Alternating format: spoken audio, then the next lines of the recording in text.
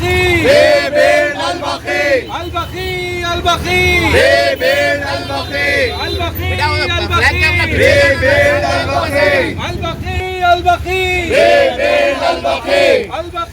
عزیزان محترم، جیسا کہ ہم سب جانتے ہیں کہ یہاں جمع ہوئے ہیں ہم احتجاج کرنے کے لیے اس مقام پر انہدام جنت البقیع، جو ان ظالموں نے اتنے سال سے یہ ظلم کو اپنے برقرار رکھا، اس کے خلاف یہ صدا احتجاج ہے. الحمدللہ ساری دنیا میں مومنین اٹھ کے کھڑے ہوئے ہیں، اور بھی دیگر افراد، دیگر مسالک اور مذاہب کے لوگ اس میں شامل ہو رہے ہیں. البقیع آرگنائزیشن کی طرف سے بھی اہتمام کیا جاتا ہے ہر سال اس مقام پر، اور تمام مومنین مجالس اور احتجاج، سیمینار، کانفرنس سے کر رہے تاکہ ان آل سعود کے ظلم کو اجاگر کیا جائے.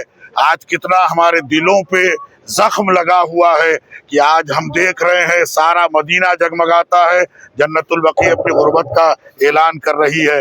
وہیں پر ائمہ بقیع کے مزارات، اصحاب پیغمبر، تابعین، امہات المومنین، شہداء اور کیسی عظیم ترین شخصیتیں، جنت البقیع، جنت المعلا، شہداء احد، آج یہ سب اپنی غربت کا اعلان کر رہے ہیں. ہر مسلمان کا یہ فرض ہے کہ اس ظلم کے خلاف اٹھ کے کھڑے ہو اس وقت تک جب تک کہ انشاءاللہ بقیع میں بہترین روضات تعمیر ہو.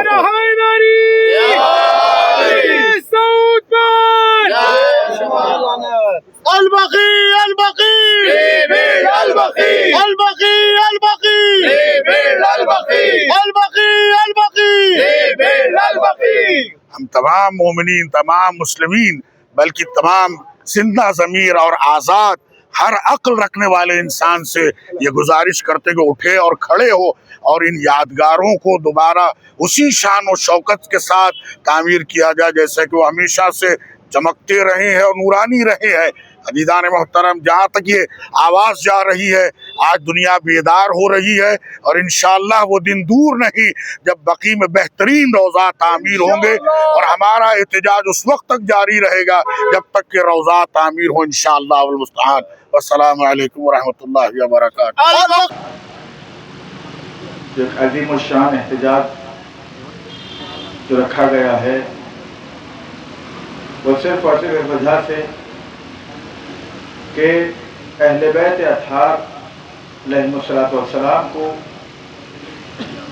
جو اہل بیت اطہار کے قبور پر ظلم ڈھایا جا رہا ہے.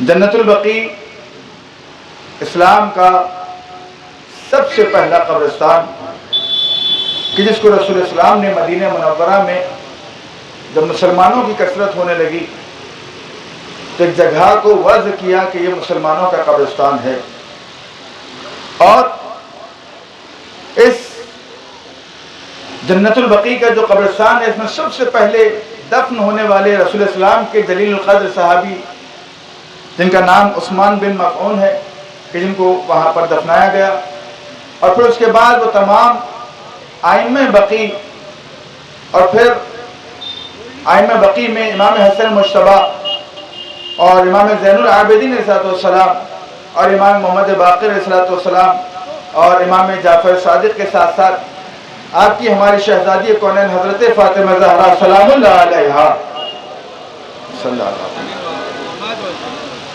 ان کے علاوہ، ان پاک ہستیوں کے علاوہ ازواج رسول اور ہزاروں کی تعداد میں صحابہ رسول کو وہاں پر دفنایا گیا. لیکن آپ دیکھیں کہ آج 100 سال ہو گئے، 1925 میں اس جنت البقیع کو ویران کیا گیا. باضابطہ سلطنت کئی ادوار میں، بلکہ سلطنت عثمانیہ میں تو ہر قبر پر ایک گنبد تھی، اور گنبد بہت بہترین اور شان و شوکت کے کو بنایا گیا تھا. اور جیسے ہی نجدیوں کی حکومت آئی، وہابیوں کی حکومت آئی، انہوں نے بغض اہل بیت کو دل میں رکھتے ہوئے اہل بیت اطہار کے قبور کو مسمار کیا، اور یہاں تک کہ ان کے اوپر جو مزارات کے اوپر جو گنبد بنے ہوئے تمام گنبدوں کو منہدم کر دیا گیا. یہ صرف اور صرف اہل بیت اطہار کی دشمنی کے بنا پر. آپ دیکھیں یہ سلسلہ 1400 سال سے چلتا آ رہا ہے. جناب زہرا سلام اللہ علیہا ولایت کی محافظہ، امام حسین کو کربلا میں جو گھیرا گیا تو اس کا مقصد بھی یہی تھا. اور مولا حسین نے جو پوچھا کہ تم مجھے کیوں قتل کرنا چاہتے ہو, کیا میں نے حلال محمدی کو حرام کیا یا حرام محمدی کو حلال کیا؟ کہا نہیں, بغض لابی, ہم تمہیں تمہارے بابا کے بغض میں قتل کر رہے ہیں.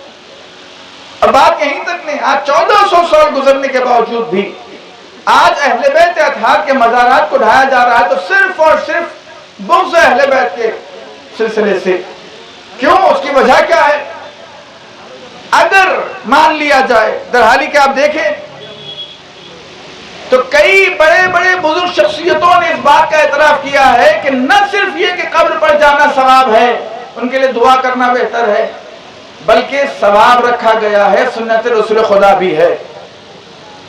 رسول السلام خود قبر پر جایا کرتے تھے اور قبر پر جا کر کے دعا کرتے تھے, دعا استغفار کرتے تھے, اور ان کے حق میں اور باضابطہ جب داخل ہوتے تو باضابطہ سلام کرتے, السلام علیکم یا اہل القبور, کہ رسول السلام یہ کہہ کے مخاطب کر کے سلام کر کے بتا رہے ہیں, اور پھر جا کر کے قبروں کے اوپر بیٹھ کر ان کے لیے دعا کر کے بتا رہے ہیں کہ اگر یہ عمل غلط ہوتا تو رسول السلام نے اس عمل کو نہ کیے ہوتے. اور پھر آج یہ دشمنی اہل بیت کیسے ظاہر ہو رہی ہے؟ اس طریقے سے ظاہر ہو رہی ہے کہ اہل بیت اطہار کے مزار کو مسمار تو کیا گیا, ان کے گنبدوں کو تو ڈھایا گیا, لیکن رسول اسلام کا روضہ جیسا تھا ویسا ہی رکھا گیا. کیوں؟ اس لیے کہ جانتے ہیں کہ اگر رسول اسلام کے روضے کو مسمار کیا جائے گا تو پھر ان کی اینٹ سے اینٹ بجا دی جائے گی, اور اس کے علاوہ خود ان کے اپنے شوق, خود ان کی اپنی عیاشی کیسے چلے گی؟ کہ دنیا بھر کے مسلمان جو رسول السلام سے محبت اور مودت کا اقرار کرتے ہیں تو لہذا رسول السلام کی مزار پر آتے ہیں.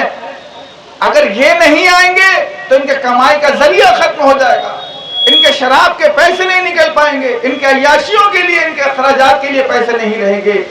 لہذا یہ انہوں نے رسول السلام کے, اگر ان کا بس چلے تو رسول السلام کے روضے کو بھی ڈھا دیں گے. لہذا عزیزو, آج 100 سال سے زائد ہو چکا ہے, جناب زہرا کی قبر بالکل منہدم کر دی گئی, مسمار کر دی گئی, اور جو لوگ عمرہ پر گئے ہیں اور زیارت سے مشرف ہوئے ہیں وہ جانتے ہیں کہ کس طریقے سے, کس عالم غربت میں جناب زہرا کی قبر پڑی ہوئی ہے. ایک طرف روضہ رسول ہے کہ جہاں ہر طرح کے آرام و آسائش اور ہر طرح کے نور اور ہر طرح کی لائٹنگ کا اہتمام کیا گیا ہے, آمد و رفت ہے, چہل پہل ہے, لوگوں کا آنا جانا ہے, زواروں کا وہاں پر آنا ہے. لیکن ایک جناب زہرا کی قبر اثر ایسی ہے جو ویران ہے, کوئی صاحبہ نہیں ہے, کوئی چراغاں کرنے والا موجود نہیں ہے. بی بی 1400 سال پہلے بھی مظلومہ تھی, آج بھی مظلومہ ہے. اتنے ظلم جناب زہرا کو رسول السلام کے بعد ڈھائے گئے کہ جناب زہرا کو مرثیہ پڑھنے میں مجبور ہونا پڑا, صبت علیہ مصائب لو انہا, اے میرے بابا آپ کے بعد مجھ پر اتنے ظلم ڈھائے گئے کہ اگر کہ روشن دن پر ڈھاتے ہوتے تو سیاہ رات میں تبدیل ہو جاتا.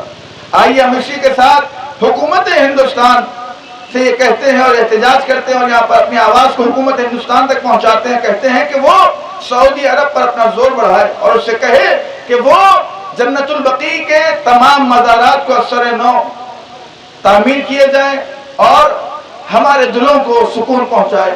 اسی کے ساتھ میں ایک نعرہ بلند کروں گا, آپ تمام حضرات اپنے ہاتھوں کو بلند کرتے ہوئے اپنے نعرے کو بلند کریں گے, البقیع البقیع.